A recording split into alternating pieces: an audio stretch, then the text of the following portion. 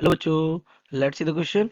Two horizontal wires of same mass and length L1 and L2 are free to slide on different rails with velocity v1 and v2 respectively in a magnetic field. तो ये आपको देखो एक L1 length का एक L2 length का नीचे v1 और v2 स्पीड से कहाँ आ रहे हैं, नीचे आ रहे हैं. ठीक है, और रेजिस्टेंस का R है, इसका भी कितना है R, और मैग्नेटिक फील्ड दोनों का सेम है. कह रहे if A1 and A2 are the acceleration of the two horizontal wires respectively, then the condition for A1 is greater than A2 is option A L1 upon L2 is equal to V2 upon V1 के कर take the resistance same हो तो equal है. Option B कह रहा है L1 upon L2 is equal to V2 upon V1 की power 1/2. Option C L1 upon L2 is greater than V1 upon V2 की power 1/2. And option D L1 upon L2 is greater than V1 upon V2. तो let's see the key concept of this question.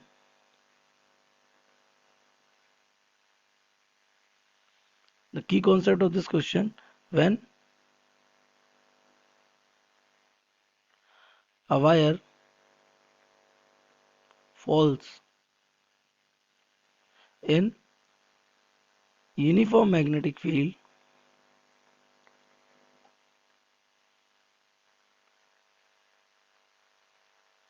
then due to influx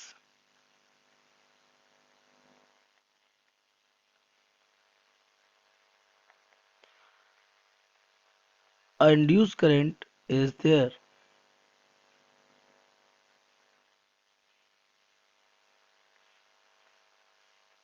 क्या आएगा? एक induce current आएगा. अब जब बेटा एक induce due by Lenz low,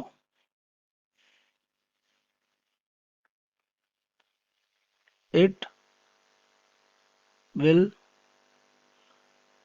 tries to oppose its falling. इसकी फॉलिंग को क्या करेगा? अपोज करेगा. कैसे? बाय अ फोर्स आपको पता है कितना लग जाएगा?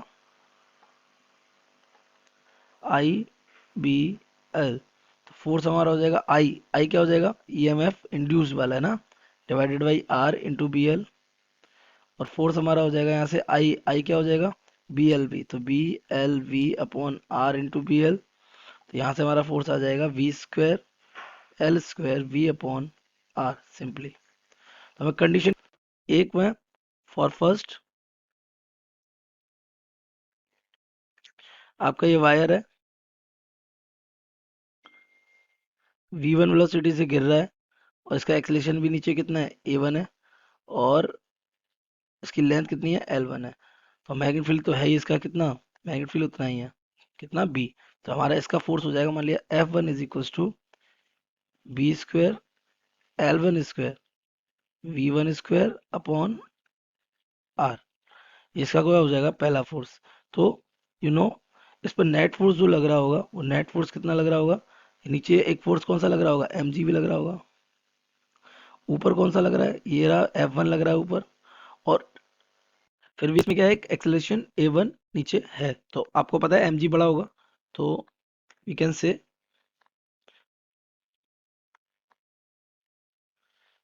Minus M G is equal to क्या हो जाएगा? M A. इक्वेशन नंबर हम इसको डाल देते हैं कौन सी? फर्स्ट. अच्छा, केस सेकेंड देख लेते हैं. केस सेकेंड में क्या बोल रहा है? वही रेजिस्टेंस है आर. लेंथ कितनी होगी इसकी? L2. ये कितनी वेलोसिटी से नीचे आ रहा है? V2 से. और नीचे इस पर फोर्स लग रहा होगा mg. ऊपर फोर्स कितना लग जाएगा? F2. That F2 will be given by B square L2 square V2 divided by R. ये फोर्स लगेगा. लेकिन इसमें नेट फोर्स कितना लग रहा है नीचे? क्योंकि नीचे आ रहा है कितने से? A2 एक्सेलरेशन से. तो ये हमारा हो जाएगा F2 minus mg is equal to कितना हो जाएगा? ये ma2 सिंपली. तो हमारा इक्वेशन नंबर क्या हो जाएगा? सेकेंड हो जाएगी. आपको चाहिए क्या? एक्सेलरेशन का रिलेशन. तो यहाँ से हम इस mg को पहले गायब कर देते हैं. तो सब्ट्रैक्ट कर देते हैं किसमें से? फर्स्ट में से सेकेंड को. तो ये हमारा हो जाएगा m कॉमन आ जाएगा a1 minus a2 is equal to हो जाएगा कितना? mg कैंसिल हो जाएगा और यहाँ हमारा चला जाएगा f1 माइनस f2.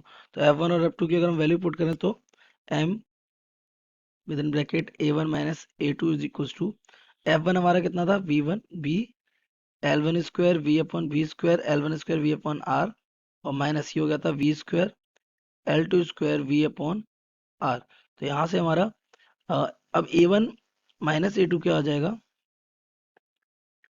ये हमारा हो जाएगा V square L1 square V upon MR और minus V square L2 square V upon MR simply. तो देखो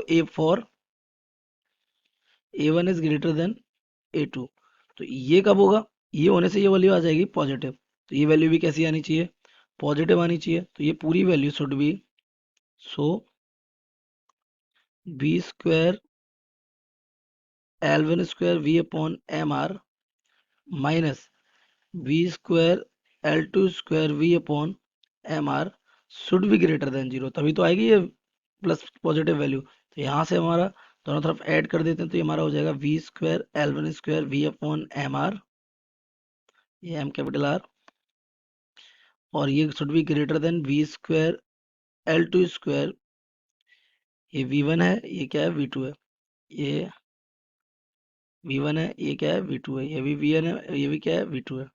तो V2 डिवाइडेड बाई MR, तो MR का मल्टीप्लाई करेंगे तो कैंसिल हो जाएगा, और V स्क्वायर से डिवाइड करेंगे तो भी ये कैंसिल हो, तो L1 square V1 should be greater then L2 square, और ये हो जाएगा V2। ठीक है, दोनों तरफ डिवाइड कर देते हैं L2 स्क्वायर का, तो ये हमारा हो जाएगा L1 square divided by L2 square is equals to, और हम किससे डिवाइड कर दिए हैं, और V1 से भी डिवाइड कर देते, तो इधर आ जाएगा हमारा क्या V2 अपॉन V1, सॉरी यहाँ पे क्या है ग्रेटर देन ये।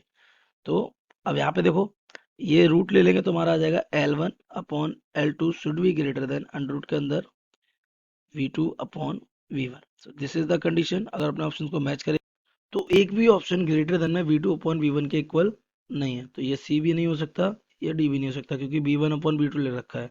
तो यहाँ से हमारा जो इलेक्शन जाएगा वो जाएगा ये वाला, क्योंकि ये जीरो से छोटा नेगेटिव टर्म नहीं जाएगी, है ना।